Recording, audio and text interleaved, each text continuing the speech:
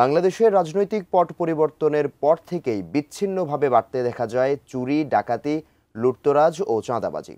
এতদিন এইসব ঘটনা রাজধানীর বাইরে বেশি লক্ষ্য করা হলেও এবার রাজধানী ঢাকাতেই ধরা পড়ল ভয়াবহ চাঁদাবাজির দৃশ্য, যেখানে বিএনপি নেতা পরিচয়ে এক ব্যবসায়ীকে তুলে নিয়ে যাওয়ার ভিডিও ভাইরাল হয়েছে।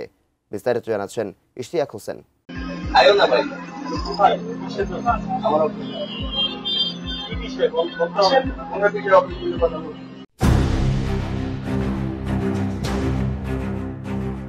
রাজধানীর মতিঝিল এলাকায় বিএনপির নাম ভাঙিয়ে চাঁদাবাজির অভিযোগ উঠেছে এক ব্যক্তির বিরুদ্ধে।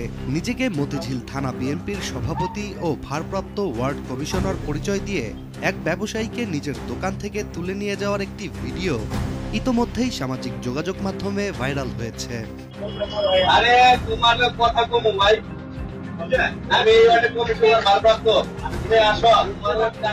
ভাইরাল ভিডিওটিতে দেখা যায় সাদা জামা পরা লম্বা চুলের একজন ব্যক্তি মতিঝিলের একটি দোকানে প্রবেশ করেন। প্রবেশের পরপরই অভিযুক্ত ব্যক্তিকে বলতে শোনা যায় দোকানদারকে আসো না ভাই বলে তার অফিসে ডাকতে। এরপর একাধিক ব্যক্তির নাম উচ্চারণ করে ওই ব্যক্তি দোকানদারকে বলেন তাকে সে চিনে কিনা।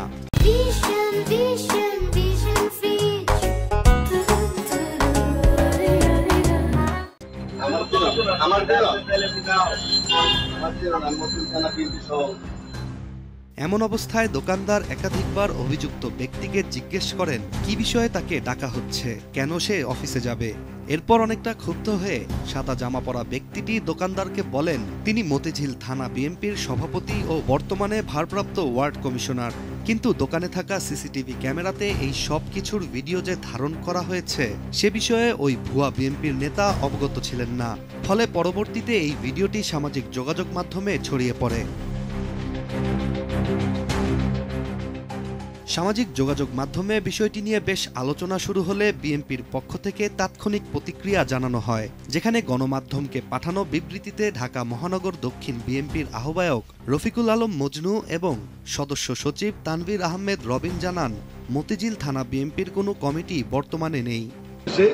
এরকম আরো কয়েকটি ঘটনা ঘটেছে। তাৎক্ষণিক আমরা দুজনে একজন যোগাযোগ করে আমরা থানায় আসলাম। ওসি সাহেবকে বললাম যে এই জিনিসটা আমরা দেখেছি, সে আমাদের দলের কোনো পদপদে কিছু নেই এবং আমাদের থানা বিএনপির আমাদের কোনো কমিটিও নেই। আমরা আমাদের কাজ করতে পারি, আমরা কোনো কমিটি করি নাই। রফিকুল আলম মজনু আরও জানান এই মুহূর্তে সাংগঠনিক টিম কাজ করছে নতুন কমিটি গঠনের জন্য। এই সময় কেউ যদি দলের নাম ব্যবহার করে অপরাধমূলক কাজ করে তা দলের ভাবমূর্তির জন্য ক্ষতিকর, যা বিএনপি দল হিসেবে মেনে নেবে না।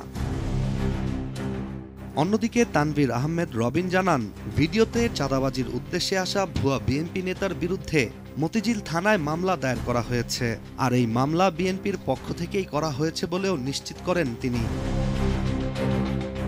আর মামলা দায়েরের পর পুলিশ জানিয়েছে ভিডিও ফুটেজ বিশ্লেষণ করে অভিযুক্ত ব্যক্তির পরিচয় নিশ্চিত করার কাজ চলছে, আর দ্রুতই তাকে আইনের আওতায় আনা হবে বলেও আশ্বাস দিয়েছে মতিঝিল থানা পুলিশ। রাজধানীতে ঘটা এই ঘটনা চোখে আঙুল দিয়ে দেখিয়ে দিল রাজনৈতিক পরিচয়ের অপব্যবহার আর তা ঘিরে চাঁদাবাজির অভিযোগ যে কোনো রাজনৈতিক দলের জন্য কতটা ভয়াবহ হতে পারে। Ishtiaq Hossain, ATN news.